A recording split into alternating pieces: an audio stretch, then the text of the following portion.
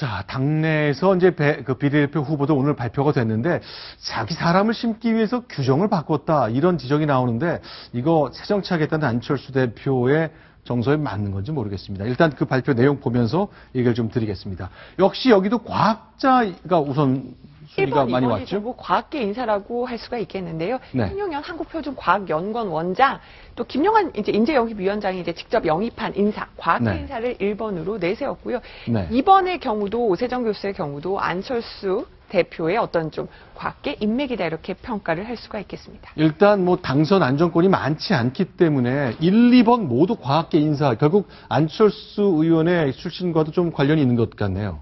그리고 보면은 뭐 네. 박지원 최고위원의 경우는 천정배 대표와 좀 가까운 인사지만 뭐 이상돈 교수의 경우도 안철수 대표가 적극적으로 영입을 했고요. 가장 논란의 핵심이었던 박선숙 사무총장도 네. 결국은 5번을 받았습니다. 결국 그동안 계속 보도가 됐던 것은 천정배 대표와 안철수 대표가 네 사람 심기 경쟁을 한다 그래서 혼란이 좀 있다 그랬는데 결국 안철수 대표가 좀 이긴 거로 봐야 되겠네요. 이렇게 힘겨루기에서 이겼다는 게 좀 의미가 있는 겁니까? 나는 뭐 정치적으로 볼 때 네. 어찌됐든 지금 현재 안철수 대표와 이제 천정배 의원은 투톱인데 네. 나름대로 비례대표에서 상위권 순번에 좌파 인사들을 넣었다는 것은 상대적으로 뭐 좀 어느 정도 승리를 했다고 보는 게 맞죠. 네. 그런데 양철 변호사, 이건 어떻습니까? 이제 그동안 안철수 의원의 정치 가정교사를 지난 수년간 했던 분이 이태규 본부장인데 정두원 의원의 보좌관 출신인데요. 이분이 이제 당선권에서 안정권 아닙니다만 8번에 있는데 이분을 포함시키기 위해서 규정을 좀 바꿨다네요.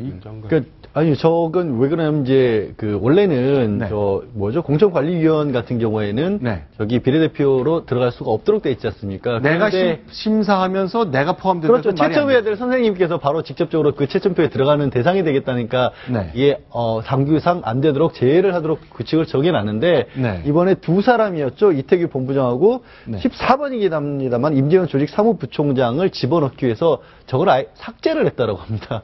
그래서 이게 몇 시간 전에 삭제를 했다는 거니까 오늘 몇 아침에 시간 전에 했겠네요. 삭정을 했다고 하니까 네. 그러면 저 두 분들이 지금 말씀하신 것처럼 굳이 어떻게 보면 국민의당이 현재 상태로서는 안정권도 아닌 분들이고 무리수를 더 가면서까지 그런 모습을 보일 필요가 있느냐라고 비판을 감수해야 되느냐라는 지적을 받고 있는 상황이죠. 자, 그런데 이렇게 논란 끝에 어쨌건 매듭은 지었습니다만 혼란은 계속되고 있습니다. 자, 과연 오늘 아침 최고위원회 때는 어떤 모습이 있었는지 당사정이 아주 쉽진 않은 것 같습니다. 같이 보겠습니다.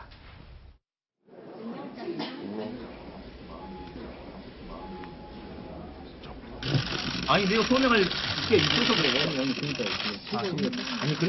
그러니까 이러지 말고 너무로 하지 마십시오. 너무로 하지 마십시오. 아니 이러지 말고. 너무로 하지 말고.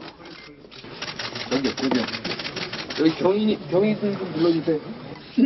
제 몸에 손대지 마세요. 나와봐. 비키라고. 상관없잖아. 끝나고.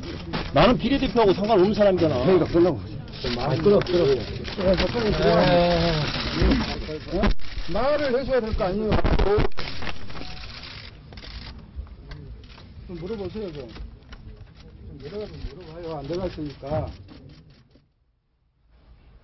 자, 저 장면인데 저 방 안에 들어가려는 저 노력, 몸싸움, 뭐 고성은 오가지 않았습니다만 신경질이 대단했는데 현역 의원이 김승남 의원입니다. 도대체 어떤 일이 있었길래 그럽니까?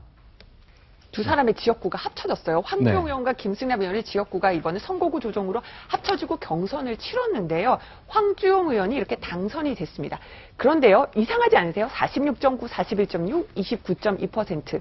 이걸 합치면요, 100%가 아니고 117.7%가 나옵니다. 왜냐? 중복 투표가 가능했기 때문입니다. 아, 2명 이상씩 찍어도 된다? 네, 그래서 지금 김승남 의원의 주장은 뭐냐면요. 네. 결선 투표에 가야 한다. 왜냐하면은 이 투표율을, 지금 투표된 것을 100분율, 100%를 만점으로 환산을 하면 네. 1, 2, 3위가 1위가 40% 넘는 사람이 없습니다.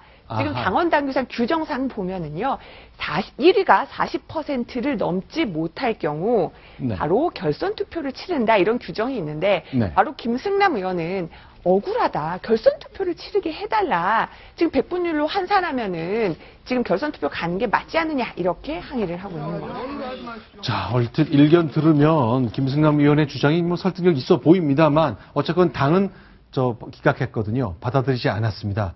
이제 후보 등록 내일 시작되기 때문에 당 사정이 굉장히 복잡한데 정당을 하나 만들어서 이런 규정을 다 따져서 공천하는 것이 얼마나 지난한 일인지 새롭게 정치를 시작하는 안철수 의원 굉장히 안철수 대표 뼈저리게 느끼고 있을 것 같습니다. 자, 다음 소식 이번에는 좀 포괄적인 여러 공천 얘기, 손잡는 얘기 해보겠습니다. 순위 확인합니다.